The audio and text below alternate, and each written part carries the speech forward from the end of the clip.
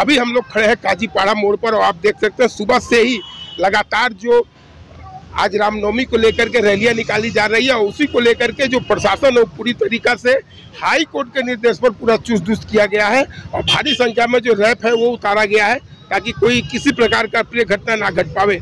और यहाँ पर हम लोग आपसे बात कराते हैं जो यहाँ पर रामनवमी को लेकर लोगों में विभिन्न प्रकार की जो बातें हैं वो लेकर के लोग क्या कहना चाहते हैं। हावड़ा से नरेंद्र दुबे की रिपोर्ट। सबसे पहले तो मैं समस्त हावड़ा नगर निवासियों और पूरे देश भर को रामनवमी की हार्दिक अभिनंदन, शुभकामनाएं एवं बहुत बहुत बधाई। सबके मन में राम बसे हैं।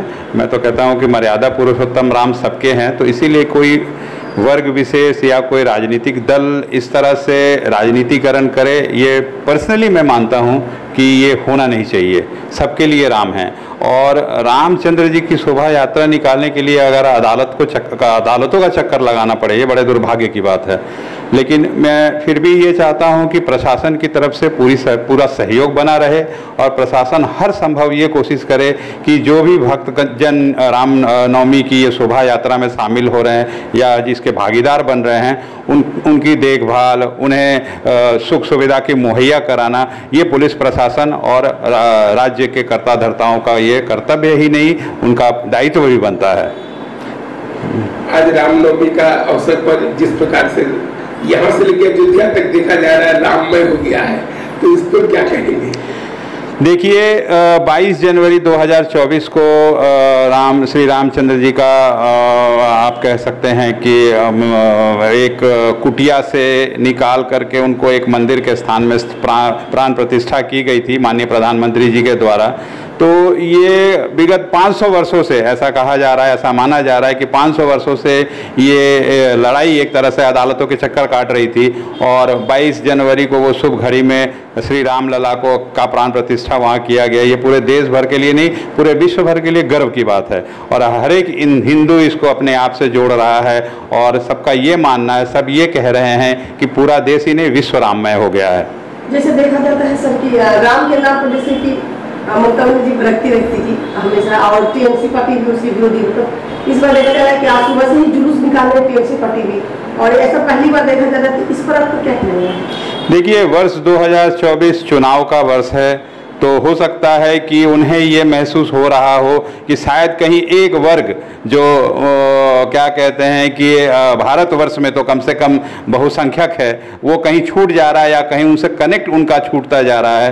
तो इसीलिए हो सकता है कि कोई एक दल जो किसी एक विशेष आप कह रहे हैं कि जाति समीकरण को हमेशा से सपोर्ट करता रहा है, उनको ये लग रहा है कि कहीं हम रेस में पीछे छूट रहे हैं। तो ये रेस की राजनीति हो रही है, रामचंद्र जी के नाम पे कहीं कोई राजनीति नहीं है। पावन अवसर पर पूरे देश में धूमधाम से शोभा यात्रा निकाली जाती है।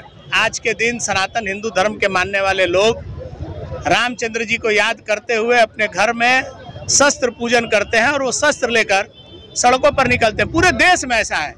लेकिन जब बंगाल की बात आती है तो पता नहीं बंगाल में सत्ता में बैठे हुए लोगों को क्यों इससे आपत्ति होती है कि वो बोलते हैं कि आप शोभा यात्रा करिए, समय बदल देते हैं, तारीख बदल देते हैं। आज जहां अंजनी पुत्र सेना की यहाँ से शोभा यात्रा पिछले कई वर्षों से लगातार होती आ रही है, उसको कहा गया कि आप 21 तारीख को करिए। अगर मान लीजिए हम आपको बोले कि ईद जिस दिन चांद दिखाई देता है उसका 1 हफ्ता बाद करिए, कैसा लगेगा आपको? कैसा लगेगा बताइए? ये किसी के धर्म के अधिकार पर हनन का विषय है। एक ही इलाके में हम लोग यहाँ जन्म लिए, आज 47-48 साल हो गया। हिंदू मुस्लिम एक साथ मिलकर सारे पर्व त्योहार मनाते हैं। ईद में, मुहर्रम में, बकरीद में किसी को आपत्ति नहीं होती है।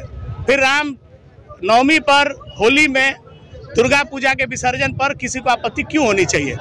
ये पूर्ण रूप से राजनीति का विषय है। लोग समाज में जहर फैलाने के लिए ये सब काम करते। देखिए आज कितना स्मूथली, कितने अच्छे तरीका से शोभा यात्रा जा रहा है। खूब शांति भावे हाईकोर्टेर निर्देश अनुयायी 200 जनके निये आमरा करेছি। আমরা বারবার করে অ্যানাউন্স করছি যে যারা আমাদের সভ্য আছে তাদের বাইরে যারা আছেন তারা সাইড হয়ে যাবেন। আমরা হাইকোর্টের রায় আছে তাকে মান্যতা দিচ্ছি এবং পুলিশ প্রহরাও ঠিক আছে। মোটামুটি এখনো পর্যন্ত শান্তিপূর্ণভাবে আমরা কাজীপাড়ার মোড়ে আছি। বি কলেজ থেকে স্টার্ট করেছি। আমাদের অন্তিম যাত্রাস্থল হচ্ছে গঙ্গার ঘাট, পিকে ব্যানার্জি রোড, ভায়া।